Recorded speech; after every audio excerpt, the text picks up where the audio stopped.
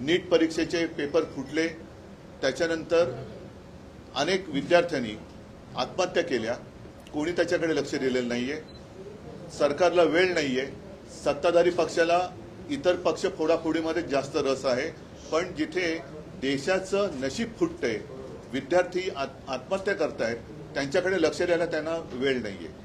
आणि मी आजची जी पत्रकार परिषद घेतलेली आहे ती त्या आंदोलनाला आणि सोनम वांगचुक यांना पूर्ण पाठिंबा जाहीर करण्यासाठी मी ही प्रेस कॉन्फरन्स घेतलेली आहे. सोनम वांगचुक मला येऊन भेटून गेल्या महिन्यामध्ये. नेहमी मला त्यांच्याबद्दल एक आदर राहिलेला आहे.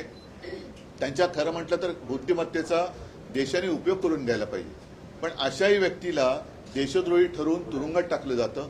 आज ती व्यक्ती तिकडे आमरण उपोषणाला बसलेली आहे. दिवसागणिक त्यांची तब्येत खालवत चाललेली आहे. 16 दिवस झाले. मी 4 दिवसापूर्वी मुद्दामून अरविंद सावंत यांना त्यांच्या भेटीसाठी पाठवलं होतं. मी फोनवरून त्यांना विनंती केली की सोनमजी, तुम्ही प्राणांतिक उपोषण करू नका, कारण तुमच्यासारख्या व्यक्ती या देशाला पाहिजेत आणि सरकारला काय पडलेलं नाही. अशा एक एक व्यक्ती जर आपणहून जात असतील तर सरकारला ते हवंच आहे असं नाईलाजाने मला म्हणावं लागतंय. आज कोणाच्या लक्षात असेल किंवा नसेल, 2018 साली JD अग्रवाल यांनी गंगेसाठी आमरण उपोषण केलं होतं. मला वाटतं 115 दिवसाचं उपोषण होतं. काय होतं त्यांच्या उपोषणाचा विषय? स्वतःसाठी काय मागत होते का? तर गंगेमध्ये जे काय सगळं बट्ट्याबोळ झालेला आहे गंगेचा, त्याबद्दल त्यांनी त्या उपोषण केलं होतं. त्यांनी प्राण सोडला. कोणी त्याची तशी म्हणावी तशी दखल घेतली नाही. गंगेत अजूनही त्याच्यानंतर कोरोना आला, गंगेमध्ये मृतदेह सोडले गेले, सगळा बट्ट्याबोळ चाललेला आहे. आणि आज देखील सोनम वांगचुक यांची प्रकृती ही दिवसागणिक खालवत चाललेली आहे. मी तर म्हणेन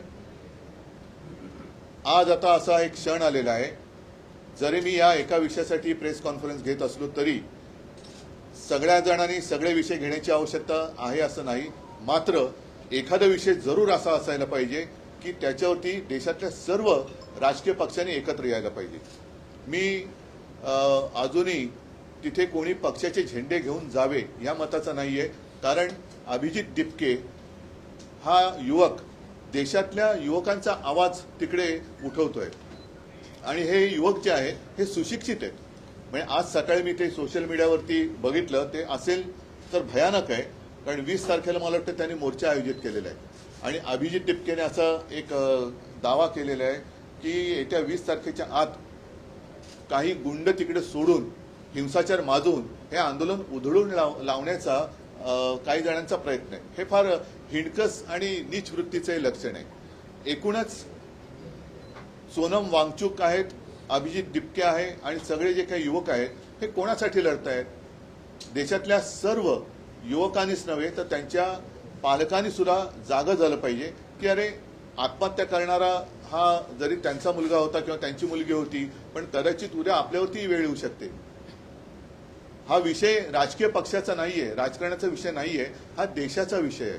आणि त्यासाठी मला असं वाटतं देशभर काही ना काहीतरी आता मी म्हणेन मग प्रत्येक राजकीय पक्षाने देशभरामध्ये आपापल्या राज्यामध्ये त्यांच्या समर्थनार्थ काहीतरी केलं पाहिजे, कारण देश जोपर्यंत जागा होत नाही तोपर्यंत या बेफिकीर सत्ताधाऱ्यांना त्यांची जागा कळणार नाही. काय मागतायत सोनम वांगचुक? काय सरकार त्यांच्याशी जाऊन बोलले तरी का? मला आठवतंय जेव्हा अण्णा हजारे तिकडे उपोषणाला बसले होते तेव्हा सुषमा स्वराज यांनी एक भाषण केलं होतं. ते भाषण आजही उपलब्ध असेल. निदान त्यावेळेला त्यांच्याबरोबर चर्चा तरी झाली होती किंवा असावी असं मला वाटतं. तुम्हाला आठवत का? आता विलासराव देशमुखांची नियुक्ती केली गेली होती. आता कोणी तिकडे ढुंकून बघायला नाहीये तयार. काय फरक काय पडतो? जर एखाद्या व्यक्तीकडनं एखादं काम नीट होत नसेल तर त्या व्यक्तीला बदलण्याची मागणी होत असेल की जिच्यामुळे लाखो विद्यार्थ्यांचं भविष्य हे बर्बाद होत असेल तर त्या व्यक्तीला बदलायला काय हरकत आहे? ह्याच्यामध्ये कमीपणा काय? धर्मेंद्र प्रधानांचा राजीनामा घेऊन तिकडे जर काय सक्षम व्यक्तीची नेमणूक केली गेली तर याच्यात कमीपणा मानण्याचं कारण काय? जे विद्यार्थी जागून, आणि मी बघतोय की अनेक पालक सुद्धा अतिशय म्हणजे संतापलेले आहेत. त्यांनी त्यांच्या आयुष्याची पुंजी लावून माझा मुलगा, माझी मुलगी शिकली पाहिजे, सुशिक्षित झाली पाहिजे, मोठी झाली पाहिजे, मला शिकता नाही आलं पण माझा मुलगा किंवा मुलगी शिकली पाहिजे, त्या मुलाचं संपूर्ण शिक्षण आणि त्यांची आयुष्यभराची पुंजी ही एका याच्यात बर्बाद होते आणि कोणाला काही पडलेलं नाहीये. बरं, त्याच्यात आणखीन आता हे बोललं तर पुन्हा महाराष्ट्राचा अपमान होईल असं मुख्यमंत्र्यांना वाटू शकतं. कारण या नीट परीक्षेचं जे काही पेपर फुटीचं केंद्र आहे हे महाराष्ट्रामध्ये होतं. अटका झाल्या, पुढे काय? मग एकूण एका पाठोपाठ एक पेपर फुटत आहेत.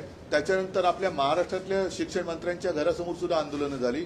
तर कोणाला कारभाराची काही चिंता नाहीये, देशात काय चाललंय त्याच्याबद्दल काही पर्वा नाहीये. आम्ही आपले परदेशात फिरतो, आम्हीच आपले भाडीचे तट्टू आणून आमचं स्वागत करून घेतोय आणि सगळं काय आबादी आबाद आहे असं भासवतोय. हे मला वाटतं चांगलं लक्षण नाही.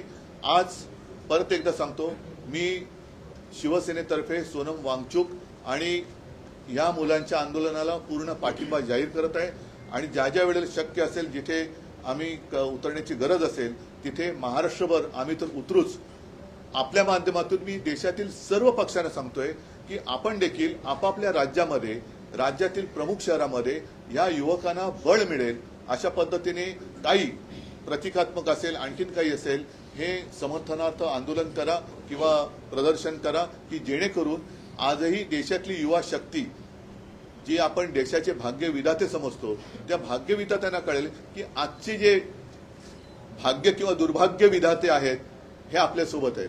उद्धवजी, तुम्ही दिल्लीत जाऊन पाठिंबा देणार सहभागी होणार आहे का शिवसेना? ऐका, मी 20 तारखेच्या मोर्चात सहभागी सगळ्यांनी व्हावं असं म्हणालेलं नाहीये. ज्यांना जायचंय, मला जायचं वाटलं तर मी जरूर जाईल, परंतु किमान मी जिथे आहे तिथे तरी मी काहीतरी करावं. मी असं सगळ्यांना सांगत नाही की देशातल्या सगळ्यांनी चलो दिल्ली. नाही, तुम्ही जिथे आहात तिथे तर उभे राहा. मी मुंबईत आहे, मी मुंबईत तर उभा राहिलो पाहिजे. मी पुण्यात आहे, पुण्यात राहिलो पाहिजे. मी चेन्नईत आहे, चेन्नईत राहा. बंगालमध्ये, कलकत्त्यात राहा. सर्वत्र जिथे देशातल्या सगळ्या चहूबाजूनी हे रान पेटेल त्यावेळेला सरकारला या युवकांसमोर गुडघे टेकावे लागतील. आणि म्हणून जर मला वाटलं तर मी जरूर जाईन देखील. असं काय नाहीये की मला त्याच्यामध्ये काय वाटतंय. पण आज सुद्धा ही जी त्यांची जी चळवळ आहे ती कोणत्याही पक्षाचा झेंडा हातात न घेता चाललेली आहे. कारण नाईलाजाने मला असं म्हणावं लागतंय की देशातल्या तरुणांचा आणि युवकांचा कदाचित या फोडाफोडीच्या सगळ्या नीच राजकारणामुळे प्रस्थापित राजकीय नेत्यांवरचा विश्वास उडाला असेल आणि त्यांना असं वाटत असेल की कोणताच राजकीय पक्ष माझ्यासोबत नाही, तर आम्ही तर आहोत. पण तिथे कोणत्याही पक्षाचा झेंडा न घेता आंदोलन होत असेल तर त्याला माझा पूर्ण पाठिंबा आहे.